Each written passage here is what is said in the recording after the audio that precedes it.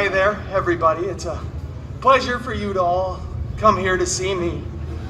I was just backstage using my phone responsibly when I saw that I had a showtime that I had to be at, so I figured I'd come out. Is everybody here ready for a story? Yeah. Does everybody like stories? Yeah. Shout out your favorite one. Deadpool! Deadpool story. Yeah, no. I'm not gonna do any of those. All right, this is my show. We're gonna do the story I wanna do. This story here is a beloved bedtime favorite, mashed up with a very profitable licensing agreement. This story is Cinderpool.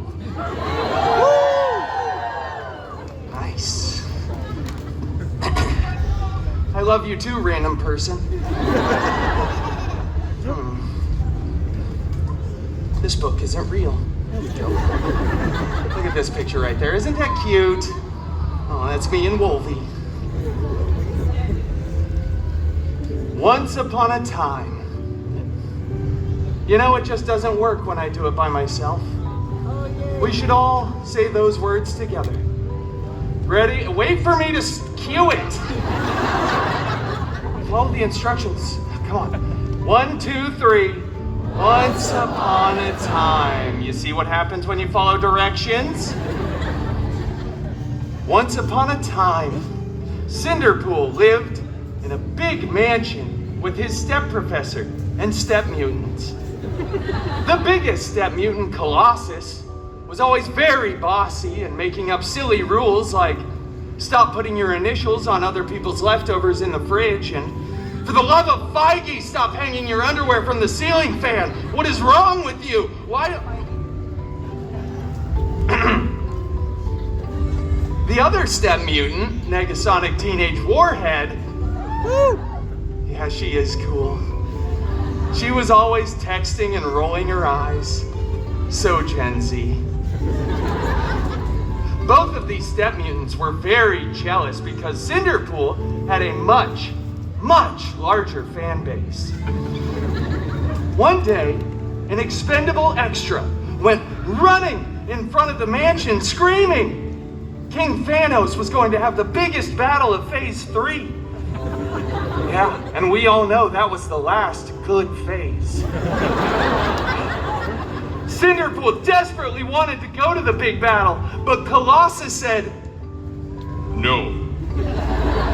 It is too dangerous, and Cinderpool is not a good part of the team." Colossus then ripped apart Cinderpool's favorite costume and Negasonic blasted it with her mind powers. It was so cool, so Gen Z, so on fleek, no cap sigma. Cinderpool was crushed, and he was honestly really exposed, and he ran out onto the mansion grounds, stumbling for dramatic effect. But then he looked up, and he saw a golden sparkle circle begin to appear. And out of that sparkle circle stepped his very hairy god mutant, Wolverine.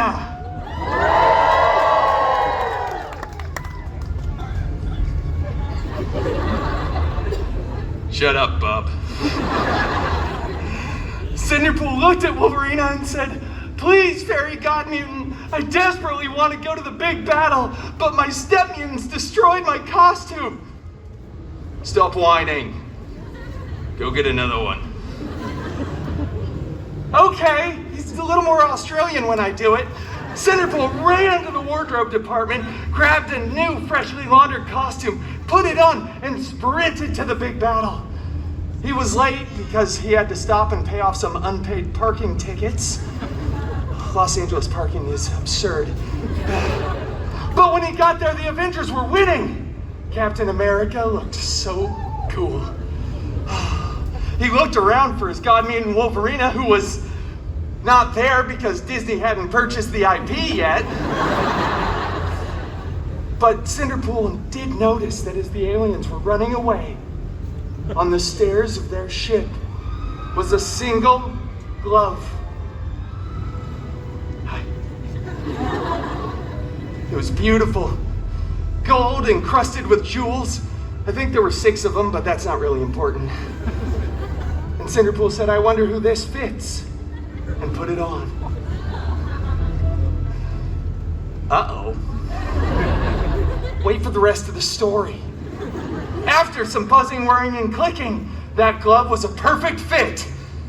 At that point, Tony Stark looked over and started screaming, "No! Take that thing off!" All the other Avengers started running too, and Tony's still over there going, "No! This is my sacrificial moment! I don't want to be in this cinematic universe anymore!